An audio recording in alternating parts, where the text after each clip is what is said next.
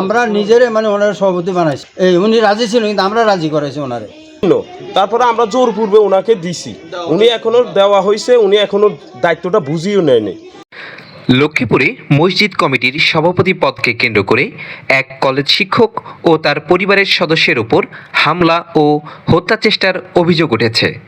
গত 29 নভেম্বর পূর্ব নন্দনপুর গ্রামের হারিস মিয়া মুন্সিবাড়ি সংলগ্ন বাইতুন্নুর জামে মসজিদের কমিটি করাকে কেন্দ্র করে বাকবিতণ্ড ও হাতাহাতির ঘটনা ঘটেছে বলে জানা যায়। ওই একই দিনেই খালেদ মোহাম্মদ আলী তানভীর, নাজমুন নাহার লিপি, ইয়াসিন আরাফাত সাবির সহ অজ্ঞাতনামা 4-5 জন তার পরিবারের ওপর হামলা চালায়।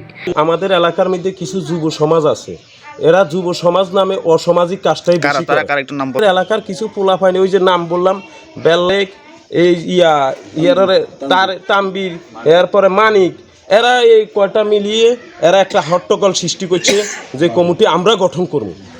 এ সময় তার ছেলের গলা টিপে মেরে ফেলার চেষ্টা করে আসামিরা। এছাড়া তার মা ও ছেলেকে বেধড়ক মারপিট করে। এতে তার ছেলে অজ্ঞান হয়ে রাস্তায় পড়ে যায়। পরে তাকে লক্ষ্মীপুর সদর হাসপাতালে ভর্তি করা হয়। এ ঘটনায় থানায় একটি অভিযোগ দায়ের করেন ভুক্তভোগী রায়পুর রুস্তম আলী ডিগ্রি কলেজের ইংরেজি বিভাগের প্রভাষক মোহাম্মদ সিরাজুল্লাহ। এরপরও থামেনি আসামিরা। ভুক্তভোগীর মেজ ভাইয়ের বাড়ির টিনের প্রাচীর ধারালো অস্ত্র দিয়ে কুপিয়ে ও লাথি মেরে ভেঙে দেয় তারা। সপরিবারে ভুক্তভোগীকে হত্যার হুমকি দিয়ে যায়। এই ঘটনায় চরম নিরাপত্তাহীনতায় ভুগছেন এই পরিবারটি।